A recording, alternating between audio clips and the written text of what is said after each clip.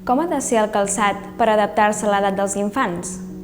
Avui en dia disposem d'un gran ventall de diferents tipus de calçat pels més petits de la casa, però realment sabem quin seria el més adequat tenint en compte l'etapa de desenvolupament en què es troba l'infant? Un ús incorrecte d'aquest calçat pot desencadenar que en el futur la morfologia pròpia dels peus es vegi afectada. Per aquest motiu, analitzarem les característiques que hauria de tenir un calçat adequat depenent de les diferents franges d'edat. Fins aproximadament als 12 mesos, en l'etapa durant la qual l'infant encara no camina, el millor seria que anés descalç.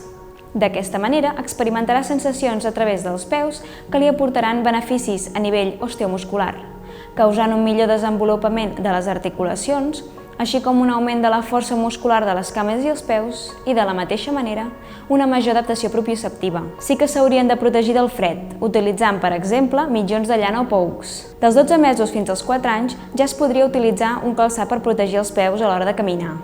Idealment, la sabata hauria de ser flexible, amb una sola prima de 3 a 5 mil·límetres. La part que subjecta el taló, també anomenat contrafort, hauria de ser inexistent, en els casos on el taló es troba de forma natural en una posició neutra. Així doncs, exceptuaríem aquells infants que requereixin d'una subjecció externa més consistent a causa d'alguna descompensació o patologia que provoqui una desviació del taló. Des dels dits fins a la punta del calçat hi hauria d'haver aproximadament 1 centímetre de distància, per impedir que els dits es trobin flexionats i evitar així possibles deformitats digitals. La utilització de velcro com a sistema regulador proporcionarà autonomia a l'infant per cordar-se.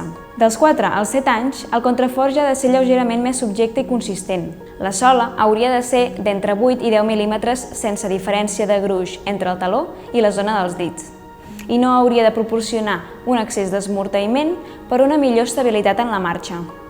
En aquesta franja d'edat ja es podria implementar la utilització de cordons. A partir dels 7 anys, el contrafort ha de proporcionar estabilitat i subjecció, i la sola ha de continuar sent flexible en la zona dels dits. Resulta útil que la palmilla pròpia del calçat sigui extraïble, per si es requereix d'un tractament ortopodològic com unes plantilles. Per acabar, en la mesura del que sigui possible, es desaconsella heretar calçat entre infants, ja que cada un presenta una morfologia i unes característiques dels peus pròpies, i poden desgastar les sabates per zones diferents. En conseqüència, es provocaria una alteració de la marxa de l'infant que les hereta.